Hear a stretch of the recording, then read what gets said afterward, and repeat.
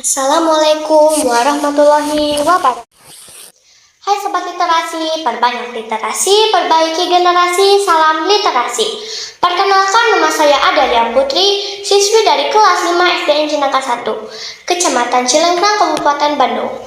Hari ini, saya akan mempresentasikan review buku yang berjudul Kisah Putri Cinderella, yang diterbitkan oleh dua media dan ditulis oleh Jihan Parvati. Dan saya juga menggunakan teknik AIH yang terdapat atas alasan, isi, dan hikmah. Alasan saya membeli buku ini, awalnya saya hanya melihat buku ini dari tumpukan buku lainnya. Tetapi setelah saya amati, terlihatlah menarik. Saya pun membaca bukunya. Saat saya membaca, dan ternyata terdapat gambar yang mewakili dari setiap paragraf di sebuah halaman, dan juga dilengkapi gambar-gambar kecil di pinggirnya yang mewakili dari semua isi buku. Dan saya pun menggunakan buku ini untuk review AIH. Isi dari buku ini menceritakan kisah Putri Cinderella yang hidup bersama ibu tiri dan saudara tiri karena orang tuanya telah meninggal dunia. Cinderella diperlakukan buruk oleh ibu tiri dan saudara tiri. Pada suatu hari di istana, pangeran belum menemukan gadis yang cocok dengan dirinya. Seorang panglima datang di hadapan raja dan memberikan idenya untuk mencari gadis yang cocok dengan pangeran, yaitu mengadakan pesta besar-besaran untuk para gadis yang merasa cantik. Berita itu pun diumumkan di sebuah desa. Setelah mendengarnya, saudara tirinya berangkat ke pesta. Cinderella juga merasa ingin datang ke pesta, tetapi tidak memiliki gaun satupun. Seorang bidadari datang di hadapannya dan katanya dia bisa mengubah penampilan Cinderella, tetapi Cinderella harus membawakan sebuah labu terbesar di sebuah kebun.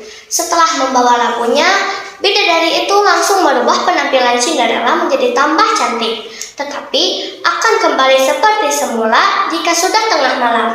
Cinderella pun berterima kasih kepada bidadari itu dan berangkat dengan rasa bahagia. Sesampainya di istana, pangeran merasa terpesona kepada Cinderella, sedangkan saudara tirinya merasa iri hati dengan penampilan Cinderella, tetapi ia tidak mengetahui bahwa yang ia irikan adalah Cinderella. Singkat cerita, waktu sudah tengah malam. Cinderella pun bergegas keluar istana, tetapi sebelah sepatunya terlepas di dalam istana dan tidak sempat untuk mengambilnya. Pada keesokan harinya, pangeran sedang mencari gadis yang datang ke pestanya dengan cara menggunakan sepatu yang tertinggal oleh gadis itu. Setelah melewati beberapa rumah, tetap saja pangeran tidak menemukan gadis itu, dan setibanya di rumah Cinderella, saudara tirinya menggunakan sepatu itu, tetapi tidak muat dengan kakinya karena sepatunya sangatlah mungil. Giliran Cinderella yang memakainya, dan ternyata kaki Cinderella sangatlah cocok dengan sepatu Cinderella. Dan setelah itu, pangeran pun membawa Cinderella ke istana dan menikahkan Cinderella dengan dirinya. Acara pernikahannya sangatlah meriah dan mewah. Setelah menikah, Cinderella tidak melupakan ibu tiri dan saudara tirinya. Bahkan mereka diajak untuk tinggal di istana secara bersama-sama. Mereka pun hidup bahagia di istana secara bersama-sama. Nah, kalau hikmah dari cerita ini, kita bisa belajar dari setiap tokohnya. Dari tokoh ibu tiri, kita sebaiknya harus menghargai manusia, walaupun dia adalah anak tiri.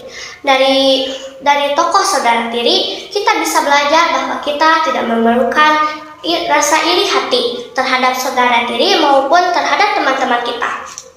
Dari tokoh pangeran, kita bisa belajar bahwa kita bisa mengambil keputusan dalam secara bijaksana. Dan yang terakhir, dari tokoh Cinderella, kita bisa belajar bahwa kita harus ikhlas atas apa yang telah ditakdirkan oleh Yang Maha Kuasa. Dan juga, seburuk-buruknya hidup kita pasti diakhiri dengan kebahagiaan dan kemuliaan. Sekian presentasi saya, dan jangan lupa hikmahnya dipelajari untuk para sobat literasi dan juga teman-teman semuanya. Wassalamualaikum warahmatullahi wabarakatuh. Salam literasi.